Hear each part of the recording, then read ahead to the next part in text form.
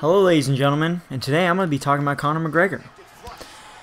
Now, obviously we know that Conor McGregor threw the dolly through the window in New York during the press conference for, at the time it was Khabib versus Holloway, but it got changed to Khabib versus Almeida. Regardless, this is me talking about why the UFC kept Conor McGregor and not cutting him like they did with Yair Rodriguez, despite not doing something that was quote-unquote the worst thing, the worst event in UFC history. And one of the main reason that they kept Conor McGregor is because he is a money-making machine. The man has pay-per-view records across the board. He has gate records, and if he was even put on that UFC 200 card, that would have been the biggest fight in UFC history, by far. And also, he is relatively their only superstar, with John Jones being out with the drug problems and the steroid accusations.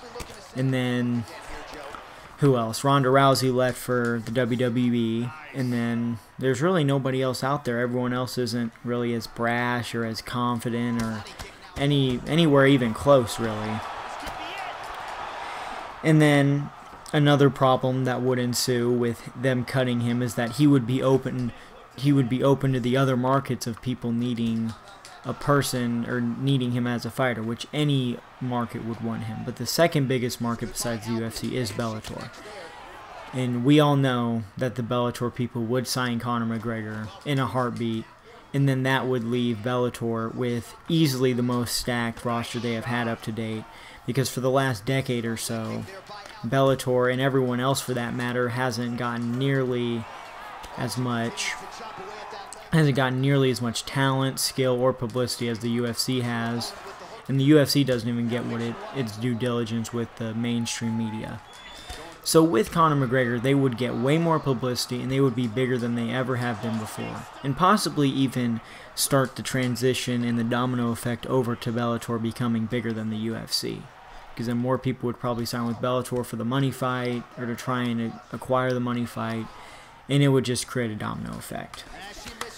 So those are the reasons. And another reason could be is that Conor has done a lot for the company, obviously with the pay-per-view sales and everything else accumulating over to that, and the fact with the Mayweather fight, this arguably the second biggest or even the biggest boxing event of all time behind Mayweather and Pacquiao. I hope you guys enjoyed the video. If you liked it, give it a thumbs up. Let me know your thoughts on it. I believe these are just my thoughts on why they would keep him around and not cut him like they did with Yair Rodriguez just for not accepting a fight. But if you guys have any thoughts, leave them in the comment section below. Goodbye.